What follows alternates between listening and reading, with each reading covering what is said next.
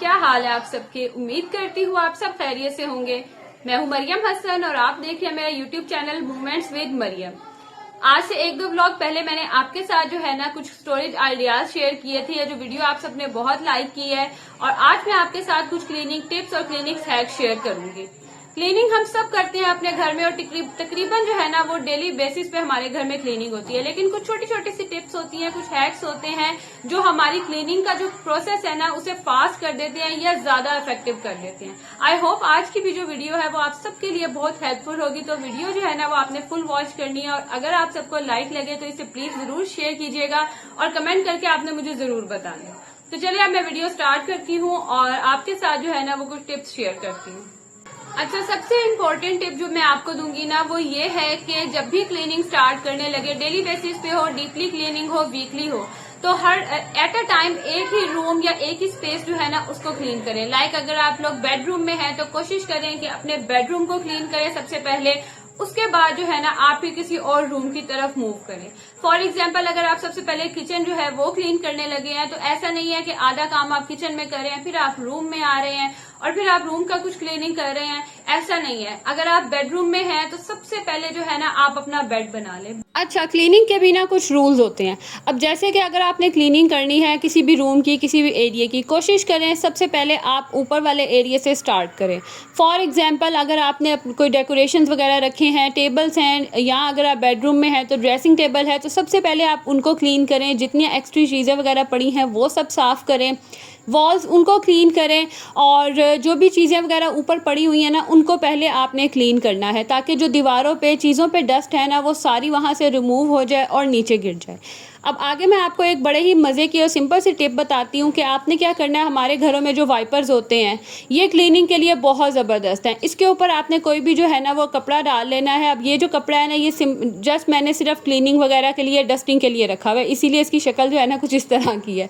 तो मैंने इस तरह से वाइपर के ऊपर ये कपड़ा डाल के दीवारें साफ़ करती हूँ और बिलीव करें इतनी कुछ ज़बरदस्त दीवारें साफ़ होती हैं ना, जाले वगैरह भी बहुत अच्छे से उतर जाते हैं, दीवारें पूरी साफ़ हो जाती हैं। और आप यकीन नहीं करेंगे जब आप इस तरह से क्लीनिंग करेंगे ना तो आप खुद जो है ना वो फ़र्क देखेंगे कि जो अब ब्रशेज़ वगैरह बहुत आते हैं मार्केट में, उनसे सिर्फ जो जाले होते हैं ना ये क्लीन होते हैं, लेकिन इस तरह से पूरी दीवारें जो है, पूरी डस्ट है ना वो क्लीन हो जाती है। उसके बाद आपने क्या करना है, फिर आपने आना है उससे नीचे वाले पोर्शन पे, लाइक बेडशीट्स वगैरह, इनको आपने अच्छे से झाड़ के फिर आपने इनको बिछाना है। अगर न्यू बिछानी है तो न्यू बिछा लें, अगर वही उसी को क्लीन करना है उसे क्लीन कर लें, क्योंकि जब आप ऊपर से क्लीनिंग करेंगे तो जाहिर है जो डस्ट वगैरह होगी वो सारी बेड्स पे आएगी, टेबल्स पे आएगी, जो भी चीज़ें रूम में पड़ी हैं वहाँ पे आएंगी।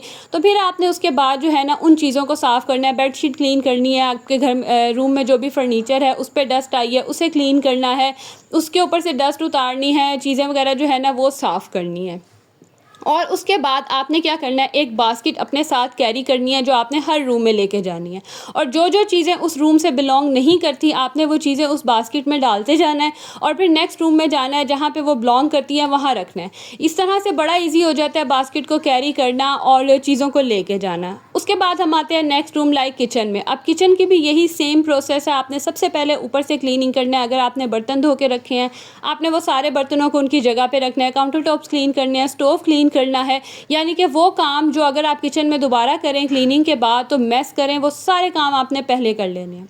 किचन को आपने अच्छे से वाइंड अप कर लेना है, क्लीनिंग कर लेनी है, हर चीज़ को उसकी जगह पे रखना है, बर्तनों को उसकी जगह पे रखना है। लास्ट पे फिर आपने क्या करना है कि जो भी नीचे चीज़ें पड़ी हैं, लाइक अगर आपने टेबल चेयर उठानी है वो सब उठा के आपने अच्छे से जो है ना फिर फर्श क्लीन करने हैं, मोपिंग करनी है, आपने जो भी करना है वो करें। इस तरह से क्या होगा कि आपकी जो है ना क्लीनिंग के बीच में कोई चीज़ भी रुकावट नहीं करेगी, यानी आपको टेबल उठा के, चेयर उठा के सफाई नहीं करनी पड़ेगी, हर चीज़ उठी हुई होगी। तो क्लीनिंग करना यकीन करें बहुत आसान हो जाएगा। स्पेशली अगर आपके घरों में मेड आती है ना तो आप सबको आइडिया होगा कि मेड की तो कोशिश होती है कि चीज़ जो पड़ी है वहीं पड़ी रहे, उसके पास से ही जो है ना वो क्लीनिंग कर लेती है। मोस्टली मेड्स ऐसे ही करती हैं, अगर उनके सरों पर खड़े होकर करवाएं तो फिर तो कर लेती हैं। तो इस तरह की चीज़ों से ना बड़ी हेल्प हो जाती है। आप पहले सारी चीज़ें उन्हें उठा के दे दें तो वो बड़ी आसानी से जो है ना वो सफाई कर लेती हैं।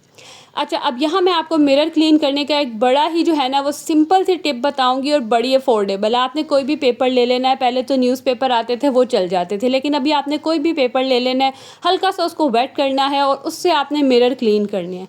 बिलीव मी इतने ज़बरदस्त मिरर क्लीन होते हैं ना, आपने उसको वेट करते जाना और पूरे मिरर को आपने अच्छी तरह क्लीन कर लेना है। ड्रेसिंग टेबल का मिरर है, आपके कोई वॉल मिरर है, कोई भी किसी भी तरह की कोई टेबल है, तो बड़े अच्छे से जो है ना मिरर क्लीन हो जाते हैं।